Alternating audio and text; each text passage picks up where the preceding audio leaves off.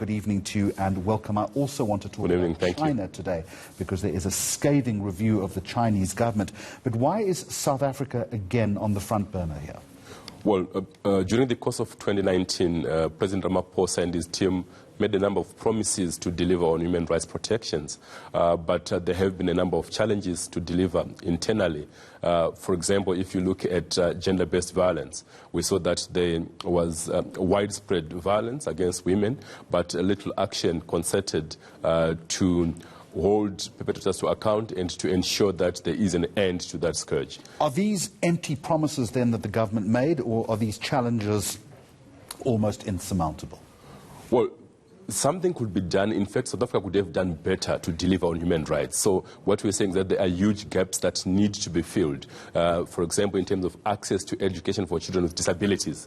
For example, in terms of policing, there is need for better policing to be more effective, to protect citizens and to protect refugees and asylum seekers, because we have seen repeated cyclical waves of xenophobic violence, but with no accountability, no thorough investigations that lead to convictions. And so we're saying that there is need for the leadership in South Africa to step up to the plate and ensure that there are clear steps that are taken to promote and protect human rights. It's the lack of accountability that is concerning. What then would you ask of South African leaders, lest this systemic pattern continues?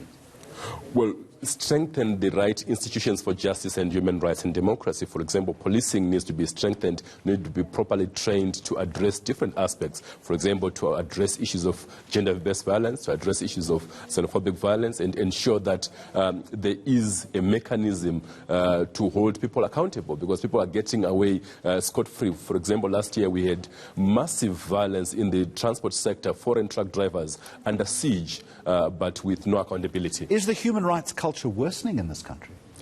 It is, unfortunately, yes, and there is need for drastic steps to be taken to protect and ensure that, if you look back to the Nelson Mandela legacy, there was a huge promise and hope then. We need to go to that position and ensure that we do not lose whatever gains have been taken. Why do you think we lost those gains? What happened? What broke?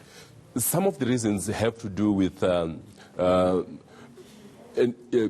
decline in the economy, massive unemployment, extreme poverty, and increasing inequality in terms of the society. And human rights then becomes a victim as a result of that? Yes, absolutely. China, very quickly, a scathing review of the Chinese government.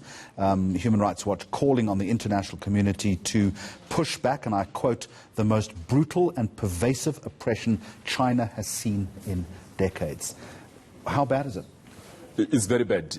China is playing a retrogressive role globally in terms of placing human rights on the agenda. It seems not to prioritize human rights, particularly in sub-Saharan Africa. You see that wherever China goes, for example, in Zimbabwe, in Zambia, it's not concerned primarily about human rights issues. It's about business at the expense of people's rights. And that's also countries like countries in Europe and the United States of America, for instance, simply failing to act, not standing up. Absolutely, and we're pushing for that, to say this is the time to stand up and be counted, and to ensure that there is a human rights-oriented approach to doing business, to international relations, and to foreign policy. Thank you very much for joining us tonight on South Africa Tonight. Debo Mavinga, the Human Rights Watch Southern Africa Director.